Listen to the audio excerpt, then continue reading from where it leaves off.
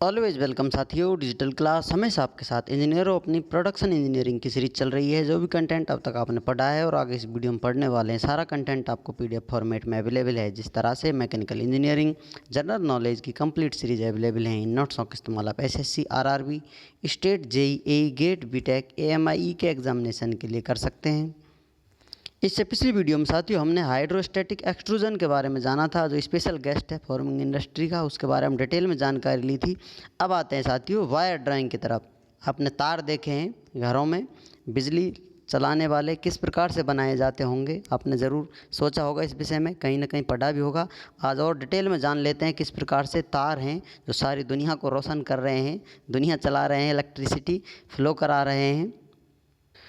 तो आते हैं साथियों वायर ड्राइंग प्रोसेस की तरफ। कोल्ड वर्किंग ऑपरेशन है। इसमें वायर या अपना जो वर्क पीस है, मटेरियल जो इस्तेमाल कर रहे हैं, उसको कोल्ड रखा जाता है। कोल्ड हॉट से मतलब आप समझते हैं रिक्रिस्टलाइजेशन टेम्परेचर से अधिक गर्म कर वर्क पीस को काम में लिया जाए तो हॉट वर्किंग, उससे लो टेम्परेचर पर काम लिया जाए तो कोल्ड वर्किंग कहलाती है।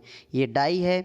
इसमें आपका जो वर्क पीस होता है, रॉड बार होता है, उसको अंदर दिया जाता है। इस प्रकार से डाई बनी हुई होती है।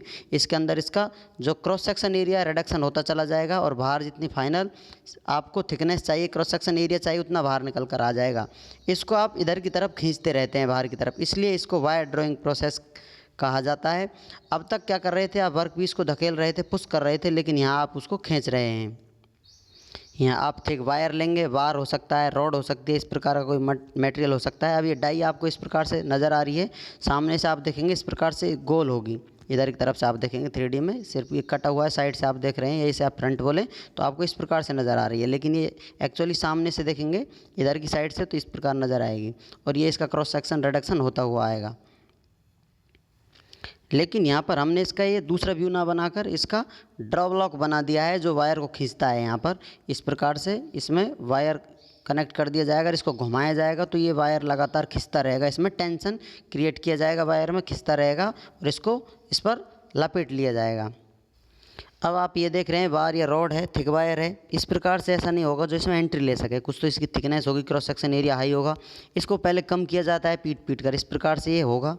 अब इसको कूट पीट कर इस प्रकार से इसका एरिया, क्रॉस सेक्शन एरिया कम कर लिया जाता है, जिससे इस डाई में आ सके, इससे इधर की तरफ खींचा जा सके। तो इस प्रोसेस को करने के लिए पहले फर्स्ट स्टेप किया जाएगा। तो यहाँ आप देख सकते हैं आपका ये वर्क पीस है। इसको इस शेप में लाने के लिए क्या किया जाता है, कौन से मेथड इस्तेमाल किए जाते हैं। एक होता है फुल रिंग प्रोसेस, जिसमें क्या होता है हैमर से मैनुअली इसको पीट पीट कर इसकी थिकनेस रिड्यूस कर दी जाती है। इस प्रकार का शेप साइज का दे दिया जाता है जिससे ये एंट्री ले सके डाई में। और दूसरा होता है स्वेजिंग, जो कि स्वेजिंग ब्लॉक से होता है। मशीनिंग प्रोसेस ऐसे कह सकते हैं, मैनुअली होता है, मशीनों से किया जाए तो ये स्वेजिंग कहलाती है। अब इसमें क्या हो रहा है, यहाँ पर जो एरिया है क्रॉस सेक्शन एरिया, उसको हमने कम कर दिया है। अब जानते हैं आप वॉल्यूम कांस्टेंट बना रहता है फॉर्मिंग प्रोसेस में। जहाँ आप फॉर्मिंग जोन लेकर चल रहे हैं वहाँ पर वॉल्यूम कांस्टेंट रहेगा तो एरिया क्रॉस सेक्शन कम होगा तो इसकी लेंथ ऑटोमेटिक बढ़ जाएगी, क्योंकि वॉल्यूम कांस्टेंट तभी बना रहेगा। वॉल्यूम क्या होता है, एरिया इनटू लेंथ। अब इसमें से ये कांस्टेंट बना हुआ है तो एक चीज़ बढ़ेगी तो दूसरी चीज़ को घटना होगा। ये अपोजिट कर सकते हैं, लेंथ को आप बढ़ाएंगे तो क्रॉस सेक्शन एरिया ऑटोमेटिक ही कम हो जाएगा। अब यहाँ पर आपने जो आपका वर्क पीस है, वायर है, रॉड है, उसका क्रॉस सेक्शन एरिया कम कर दिया है, लेकिन कुछ ना कुछ तो एंगल रहा होगा। ये एंगल बना हुआ है। यदि इस एंगल को मेज़र किया जाए तो हाफ साइड में मेज़र कर लेते हैं, ऊपर या नीचे, टोटल ये एंगल होता है। लेकिन एंगल आप इसको हॉरिजॉन्टल लाइन से मेज़र करें तो एल्फा एंगल, जो कि सेमी डाई एंगल कहलाता है। अब ये एंगल डाई के बराबर ही होगा तो इस डाई में एंट्री कर पाएगा। या तो आप इस वायर का एंगल देखें या फिर आप डाई का एंगल देखें। मेन डाई का ही देखना होगा, क्योंकि डाई का देख कर ये एंगल आप निर्धारित करते हैं, डिसाइड करते हैं किस एंगल से वायर डाई के अंदर जा सकता है। तो आप फिक्स कर लेंगे सेमी डाई एंगल अल्फा, तो आपकी एंट्री आसान हो जाएगी डाई के अंदर और वायर ड्राइंग प्रोसेस स्टार्ट हो जाएगा। जहाँ पर आपका वायर या रॉड बहुत ज़्यादा कंप्रेस होती है, दब जाती है, ये जोन कहलाता है डिफॉर्मेशन जोन, क्योंकि यहाँ पर ये डिफॉर्म होगा। इसमें टेंशन क्रिएट की जा रही है, इसको खींचा जा रहा है वायर को, लेकिन यहाँ पर कंप्रेस भी होगा और इसकी सतह पर शेयर फोर्स भी लगेगा।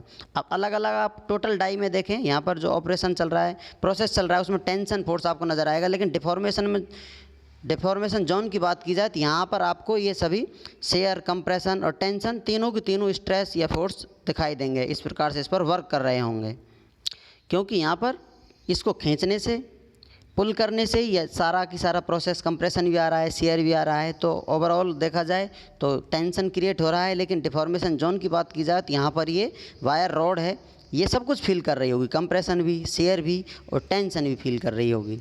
तो जो भी अब तक आपको बताया गया है वो सभी इन पॉइंटों में आपको नोट भी मिलेगा available. In the entire wire drawing operation we seen only tensile stress, but in the deformation zone only we observe tensile, compressive and shear load और स्ट्रेस। इन एक्सट्रूजन, ये एक बार फिर से जान लेंगे नेक्स्ट वीडियो में। In extrusion we push the blood raw material and here in wire drawing we pull the wire or the final product. उम्मीद करते हैं विद्वानों वीडियो में दी गई अब तक की जानकारी आपको अच्छे से समझ में आई होगी। अभी भी आपका कोई कन्फ्यूजन है तो आप हमसे कमेंट कर पूछ सकते हैं साथियों।